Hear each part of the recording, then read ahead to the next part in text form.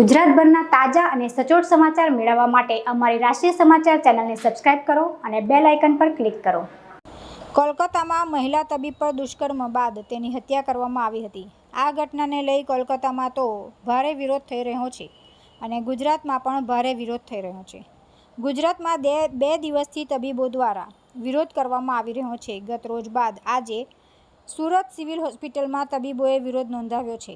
સુરતની civil hospital ખાતે તબીબોએ કાળા કપડાં પહેરીને વિરોધ કર્યો હતો તેમજ નો સેફટી નો સર્વિસ, સુરક્ષા વગર સેવા નહીંના સૂત્રોચ્ચારો કરીને વિરોધ કર્યો હતો।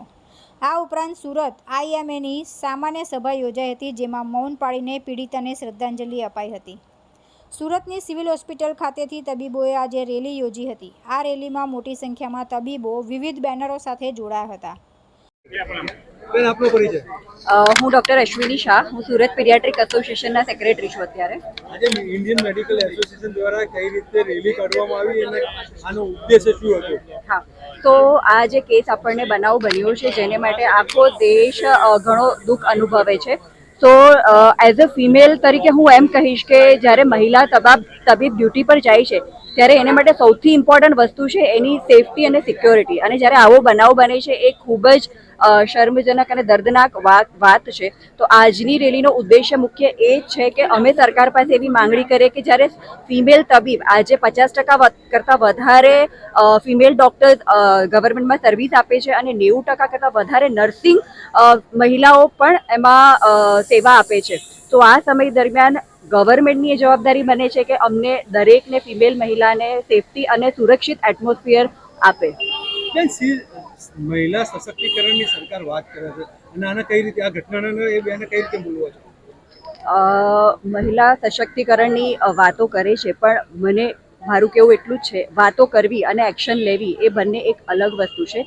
જ્યારે તમે રિયાલિટીમાં અત્યારે જે અંદર વાતો થઈ કે ઘણી વખત જે વીઆઈપી પર્સન હોય છે એને ઝેડ લેવલની સિક્યોરિટી આપવામાં આવે છે, તો આવી સિક્યોરિટી કેમ ફિમેલ મહિલાને આપવામાં નથી આવતી?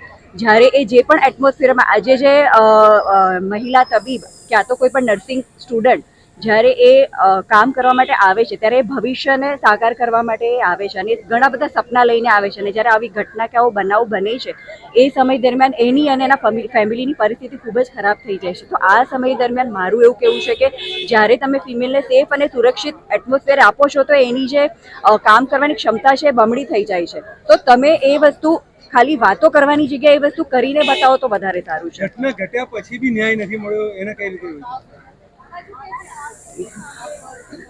આટલું બસ મારા માટે। આ રેલી સુરત સિવિલ હોસ્પિટલ ખાતેથી નીકળી હતી અને કલેક્ટર કચેરી પહોંચી હતી।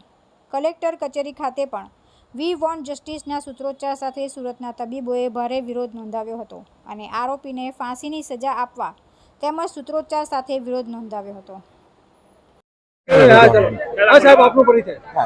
હું ડોક્ટર નિર્મલ ચોડિયા, બાળ રોગ નિષ્ણાત સુરત।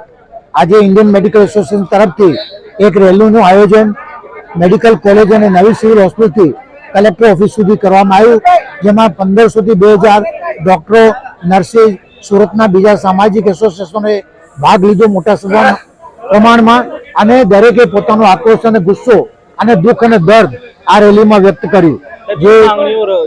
અને માંગણી એ જ છે કે પહેલી વસ્તુ પીડિતાની સાથે જે વસ્તુ બની, જે ઘટના બની એના પરિવારને જેમ મને તેમ જલ્દી ન્યાય મળે અને ભવિષ્યમાં આવી ઘટના નહીં બને એના માટે સરકાર પૂરેપૂરી સુરક્ષા દરેક આરોગ્ય કર્મીને પ્રોવાઈડ કરે, એ અમારી માંગણી છે। તુલસી શર્મા સાથે રાષ્ટ્રીય સમાચાર સુરત।